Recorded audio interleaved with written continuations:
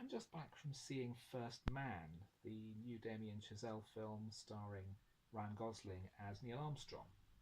It's about the lead up to the first moon mission. It starts in 1961, where Armstrong is a test pilot. His application for the astronaut program, the various missions on which he works, and finally the Apollo 11 mission and his landing on the moon. It's poised to be one of the big Oscar movies of this year, one of the big critical heavy hitters. It's not that good. The film has a very strange visual style. It rips off a lot of material that I noticed. The space scenes are very 2001. They're very Gravity. A lot of the scenes of Armstrong's home life appear to be lifted directly from Terrence Malick's The Tree of Life in terms of style.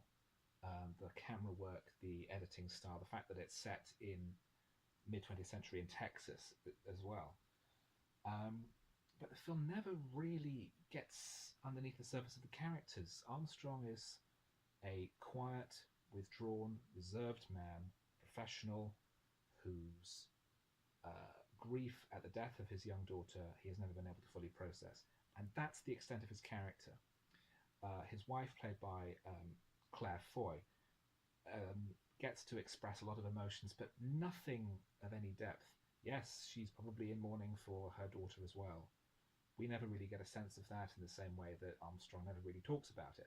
And although that's probably very realistic, and that's probably exactly what he was like, it doesn't make it a very engaging film, because there's no emotional depth to anything. Yes, here is a man who's good at his job, and he's got a quiet pain that he's dealing with.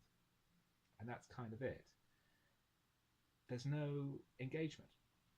And when you know what the story is and how it's going to turn out, that's a problem. We have to care about what's happening. We have to care about whether or not things will go right, regardless of whether or not we know they'll happen. I mean, there's a sequence with the fire in one of the early Apollo missions. I knew exactly what was going to happen, but because so little effort had been given into developing characters, making them interesting or engaging, I didn't really care, other than to think, wow, it must have been terrible for the families of these people when this genuine thing actually happened, because I'm watching it on the screen and I really don't care that much, except for how it's being shot.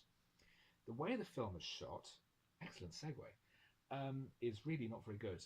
It's a very overtly styled way of shooting. It's really trying to draw attention to itself. There's a lot of lighting style that is deliberately unrealistic, that felt phony. I really didn't like a lot of the very shaky cam footage, so that it's really quite unpleasant to watch, really like this.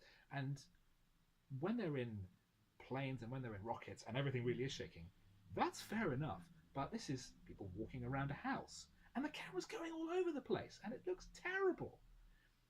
The music is very odd. Firstly, it's a film about a real space mission, but they use a theremin in the soundtrack, which seemed like they were taking the piss. And also the final sequence where they are heading for the actual moon landing and they're running out of fuel, and it's should be quite a tense moment. The music suddenly goes into overdrive, and it's so over the top in trying to say this is a tense moment, when for most of the movie it's quite reserved. It was just a terrible error of judgment. I really didn't like it very much. I like Ryan Gosling as an actor, and I find that he has that ability to say a great deal by doing very little. And Drive is the film that really demonstrated this, because he was working with an excellent director who really knows how to work with actors. And Damien Chazelle really doesn't seem to.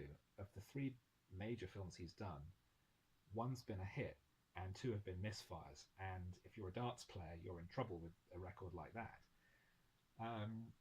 I loved Whiplash. I wasn't keen on La La Land, and I really don't think much of this. It's a technical exercise that never penetrates the surface. And if this is one of the big critical hitters this year, Oscar season is going to be quite literally dreadful.